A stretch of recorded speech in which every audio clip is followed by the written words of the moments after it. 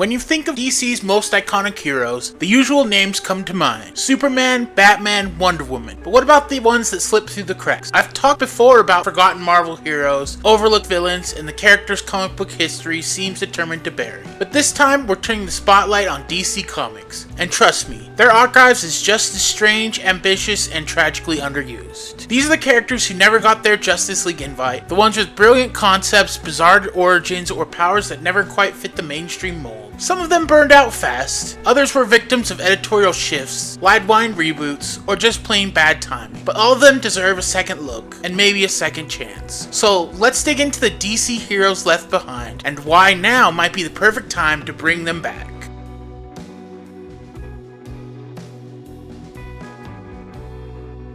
Zariel, the angel who fell and was forgotten.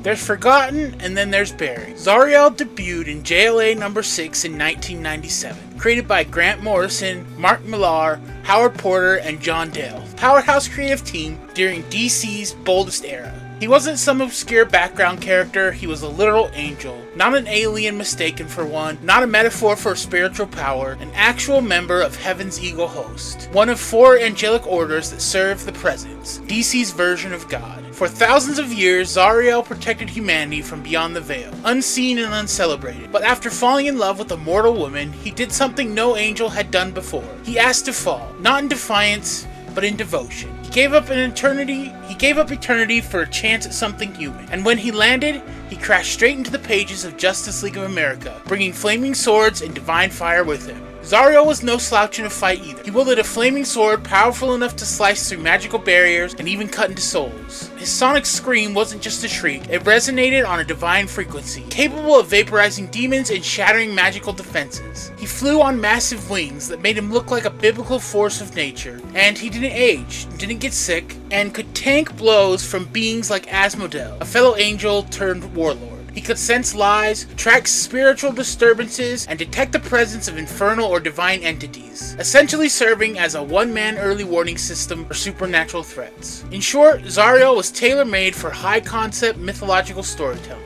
So, why was he forgotten? Part of it comes down to the kind of character he was. Sincere, hopeful, and overly spiritual. He emerged in a time when superhero comics were trying to balance mythic scale with street-level grit, and Zariel didn't fit neatly into either box. He was too powerful and abstract for grounded stories, too niche and theological to headline cosmic ones. His divine origins made it hard to slot him into the kind of ongoing arcs that most superhero books favored. And once Morrison left JLA, few writers knew what to do with him. Unlike Constantine or the Spectre, who can bounce between cynical noir and existential horror, Zariel was a character built around faith and sacrifice. Ideas not easily sold in an increasingly ironic comic landscape. The rise of darker, more ambiguous magic heroes in the 2000s only made things worse. While figures like Deadman and Etrigan found new audiences, Zariel remained on the sidelines, showing up briefly in events like Day of Judgment or Infinite Crisis, and disappearing entirely by the time New 52 reboot hit.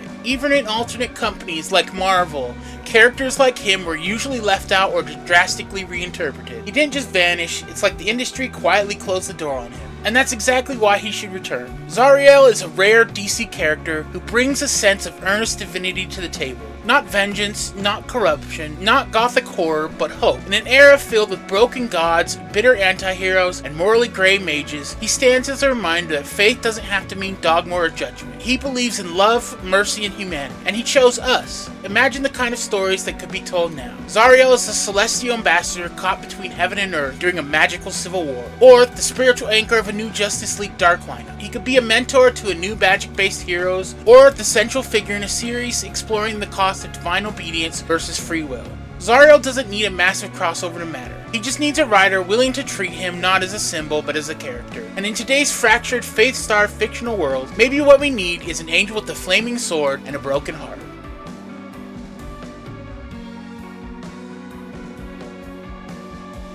Sideways, DC's answer to Spider-Man, who deserved better. When Sideways launched in early of 2018, DC clearly had big plans. The character was part of what was originally branded the Dark Matter line, later renamed to the New Age of DC Heroes, a post-Dark Knight's Metal initiative that aimed to inject fresh blood into the DC universe with artist-led creations. Think of it as DC trying to do its own modern Ultimate line. New characters, new corners of the universe, with names like the Silencer, Damage, and the Immortal Men. But while most of them faded instantly into obscurity, Sideways stood out. And not just because he was one of the few with an actual personality, but because he had potential.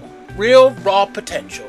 Created by Dan Dido, Justin Jordan, and Kenneth Rocafort, Sideways made its debut in Sideways #1 in February of 2018, which opened with a literal tear in space and ended with a teenage kid in over his head.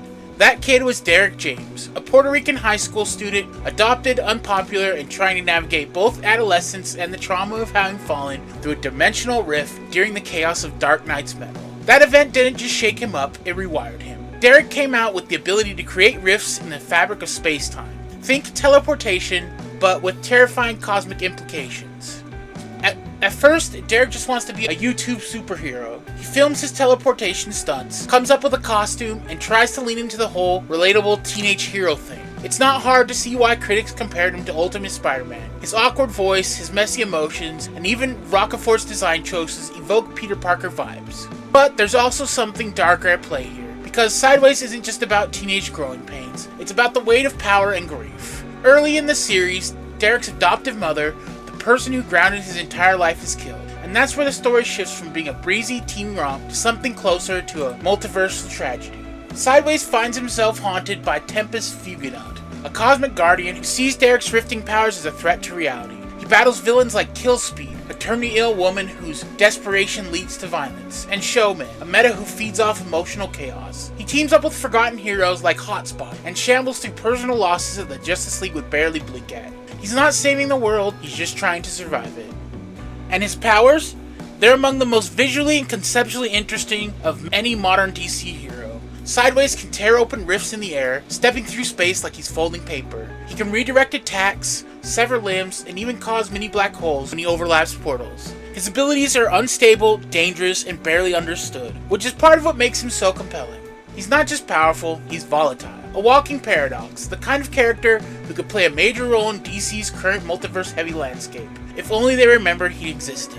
Sideways' solo book ended with issue number 13 in early 2019. Despite a boost from a Sideways annual co-written by Grant Morrison, he made a blink and you'll miss a cameo in Action Comics number 1000. A brief appearance in Heroes in Crisis, later joined the Young Justice team. But even that didn't stick. DC seemed unsure what to do with him, and the years since slipped almost entirely off the radar, which is a shame, because Derek James checks nearly every box for what the modern audience wants.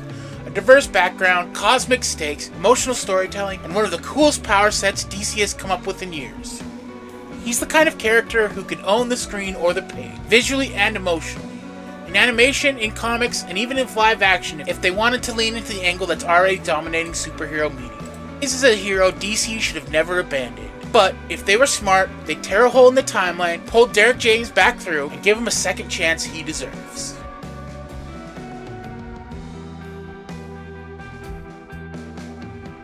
Aztec, a forgotten hero of cosmic power and pure virtue.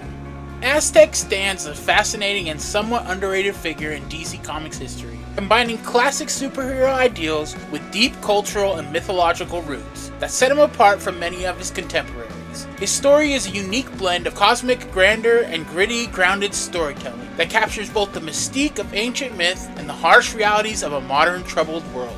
At his core, Aztec is Uno, a man trained by the secretive Q Society to be the ultimate champion against a looming cosmic threat, an apocalyptic force linked to the old gods, predating even the new gods of the DC universe. His origin is steeped in rich mythology, drawing from the Nahua culture and the mythical Aztlan, tying him to ancient legends while placing him firmly in a postmodern narrative. This blending gives him a timeless quality, a hero who can easily fit into the Silver Age's optimistic ethos, but also embody the complexity and moral ambiguity of modern storytelling. Uno's powers and abilities are remarkable not just because of their magnitude, but because they are grounded in a combination of human peak potential and advanced technology infused with mystical energies. Trained Trained to peak physical and mental condition, he's a consummate martial artist, an expert tactician, and an extraordinarily intelligent and resilient individual. This human perfection is amplified by his extraordinary armor, a marvel of occult engineering enhanced by four-dimensional energy. Equipped with versatile weaponry like retractable blades, plasma beams, micro-rockets, and even a feathered cape for gliding, the helmet, central to his identity, serves as both a powerful tool for sensory enhancement, allowing him to eavesdrop and scan environments, and as a symbol of a sacred duty. It's fascinating that the helmet remains constant while the rest of the armor can phase in and out of existence, emphasizing the mental and spiritual connection Uno has with his role as Aztec. Beyond raw power and technology, Aztec's abilities extend to the supernatural and healing arts, including a touch that can halt bleeding and mend wounds, showcased notably when he aided the Martian Manhunter. This mystical aspect adds depth to his character, portraying him as not just a warrior but a healer and protector, embodying a compassionate side that contrasts with the violent, chaotic world he inhabits. Uno's personality enhances his appeal. He is characterized by unwavering virtue, humility,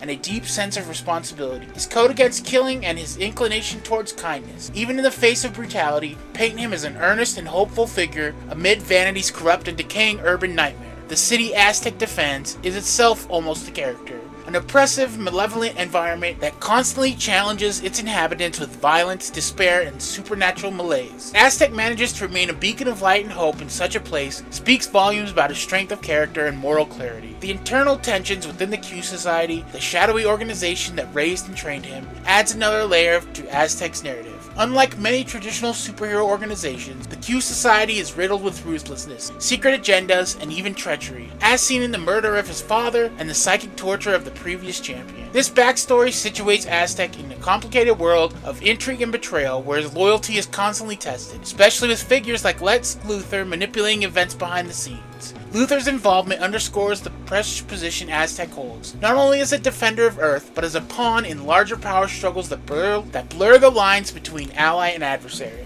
Aztec's time with the Justice League of America further illustrates his potential as a major hero. Though often sidelined and used as a reserve, his intellect, combat prowess, and heroic spirit made him a valuable member of the team. His final heroic act, sacrificing himself by detonating his helmet within the cosmic menace Megadon to enable Superman's victory, cements his status as a selfless champion willing to lay down his life for the greater good. In terms of identity, Aztec also embodies a refreshing blend of cultural representation and genuine heroism. While his name reflects a common historical misnomer, the term Aztec itself is a European invention applied broadly and inaccurately. The character's roots in Nahua mythology and the Aztlan legends offer a respectful nod to indigenous cultures often overlooked in mainstream comics. His narrative rejects the stereotypes and instead presents a hero whose cultural background is integral to his purpose and powers. Aztec is therefore a character with a rich thematic depth. He bridges ancient myth and modern heroism, technology and mysticism, idealism and harsh reality. His story explores ideas of legacy, duty, and sacrifice in a way few other DC heroes do. Despite his relatively short publication history, Aztec has all the ingredients to be a lasting and meaningful presence in the DC universe, offering a distinct voice and perspective that continues to resonate for readers seeking a hero both powerful and principled, mythic yet relatable.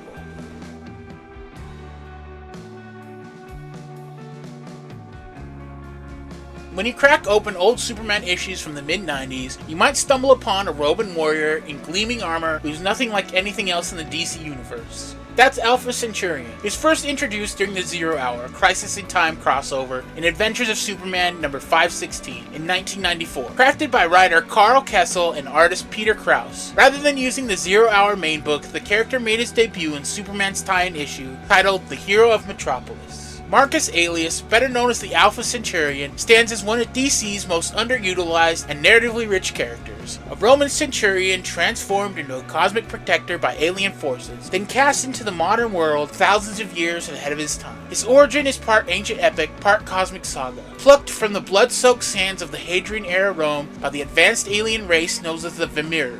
Marcus proved himself the greatest warrior of his age through intellectual and physical trials. For over a decade, he trained under the Vimiru's tutelage, absorbing knowledge of galactic civilizations, weapons, tactics, and technologies. When he returned to Earth, relativistic travel had sent him 2 millennia into the future, a world ruled not by emperors, but by superheroes. Landing in Metropolis, Marcus was a man out of time in every sense. Yet, rather than retreat into obscurity, he stepped into the superhero spotlight. In an alternate timeline introduced during Zero Hour, he was even Metropolis' sole protector, standing in Superman's stead and forming a romantic relationship with Lois Lane. Though that timeline was erased, the mainstream continuity soon introduced another version of the Centurion, whose awe of Superman turned to camaraderie, and at times rivalry, as they fought side by side and occasionally against each other, in the defense of Earth. A fascinating facet of Alpha Centurion is his dual nature. He is once a gladiator and a philosopher, a warrior shaped by tradition and a visionary trained by aliens in concepts of cosmic order.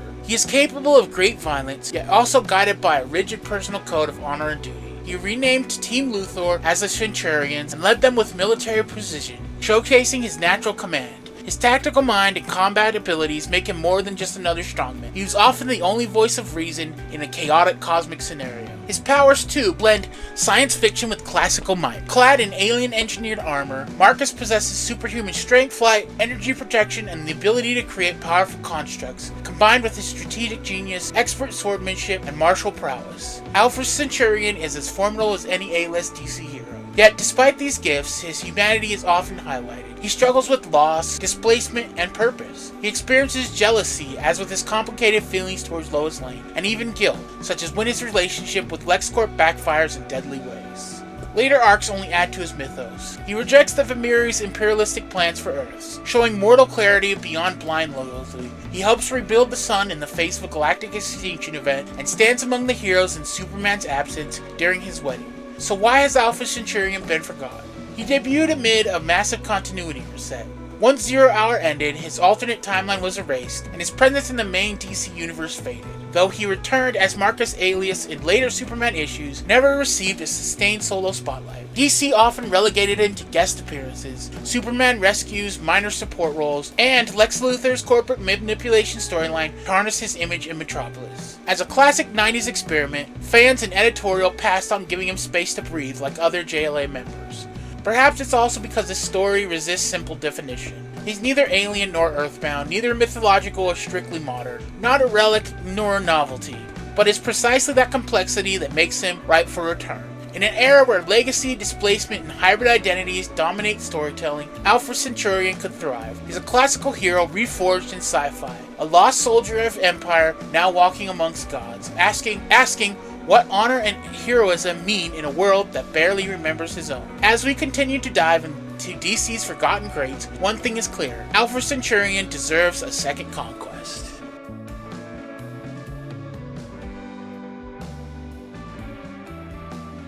The ever-dying hero, Resurrection Man. There are forgotten heroes, and then there's Mitch Shelley, a man fated to be forgotten by design. Better known as the Resurrection Man, he's one of DC's most fascinating and criminally underused characters. Created by Dan Abnett, Andy Lanning, and artist Butch Guice, Mitch first appeared in Resurrection Man #1 in 1997. At first glance, his power sounds like a gimmick. Every time he dies, he comes back to life with a new random superpower. Unlike most superpower origin stories, Mitch isn't a one-time accident. It's a curse that never ends, and a curse that runs deeper than just weird powers. It's tied to a vast conspiracy involving secret experiments, immortality cults, and a war that predates recorded history. In his original 1997 through 1999 run, Resurrection Man was part superhero comic, part sci-fi noir. Mitch is a former lawyer turned mercenary who wakes up one day in a shallow grave with no memory of who he is. Over the next 27 issues, he learns that he was part of a Black Ops project involving Tektites, microscopic machines that allow the body to regenerate after death, but with a twist. Each resurrection brings a new ability and chips away at his identity. Is he the same person each time, or just a copy trying to piece together someone else's life? The more Mitch learns, the stranger his history becomes. He clashes with the body doubles, hired killers who are always one step behind him. He uncovers links to the lab, the shadowy organization who altered him. He even brushes up against ancient forces. Vandal Savage, the Immortal Man, and the mysterious forgotten heroes, placing him squarely in DC's mythic lineage of eternal beings. Resurrection Man isn't just treating death, he's trapped in a cosmic loop, and the people pulling the strings are barely even human anymore. But for all that, his series never got the recognition it deserved. It ran under the radar during a transitional time in comics, where gritty supernatural stories without capes were a hard sell, especially at DC. Despite a loyal cult following, the title was cancelled after 2 years. He appeared briefly in JLA and Hawk and Dove, but mostly vanished for over a decade. This changed with DC's New 52 in 2011, when Resurrection Man returned, again under Abnett and Land. This time the book leaned harder into the metaphysical. Mitch became a kind of battleground between heaven and hell, both of which were vying for control of his soul. He died and resurrected across 13 issues, chased again by the body doubles once more, and gradually uncovered the truth about his past lives, suggesting he had lived and died for centuries in different identities. The Tektites may have only activated in this lifetime, but Mitch's soul had been on this ride far longer. Unfortunately, the rebooted series was short-lived. The character was too isolated from the rest of DC's mainline stories, and despite strong writing, it never found a wide readership. After Resurrection Man number 13, he disappeared again. So, why has Mitch Selly been forgotten? Part of it is logistical. His powers are unpredictable by nature, which makes him hard to slot into a team or a consistent supporting role.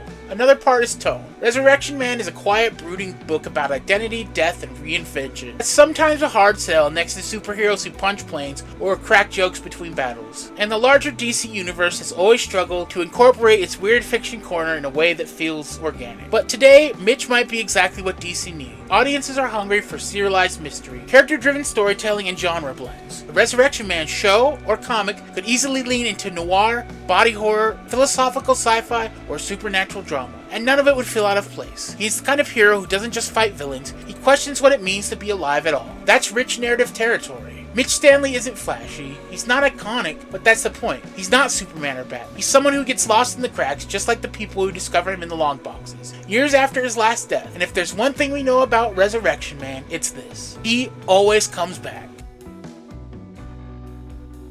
Now, all these heroes might not be the names etched into the Hall of Justice, but that doesn't mean they don't deserve a second look. Heroes like Zariel, Aztec, Sideways, and Alpha Centurion were created with purpose, ambition, and in some cases a spark of something that still feels fresh. They were strange, they were risky, and in the right hands they could still be relevant today. If there's a forgotten DC hero you think deserves the spotlight, or one you can't believe I left out, let me know down in the comments. I always check those, and I'm making a running list. And your suggestions always help to shape what comes next on this channel. Also, if you're into the overlooked, the underused, and the characters got lost in the shuffle, make sure you're subscribed. Because of course this isn't the end. It's just another corner of the comic multiverse worth exploring. Thanks so much for watching, and as always, I'll catch you in the next one.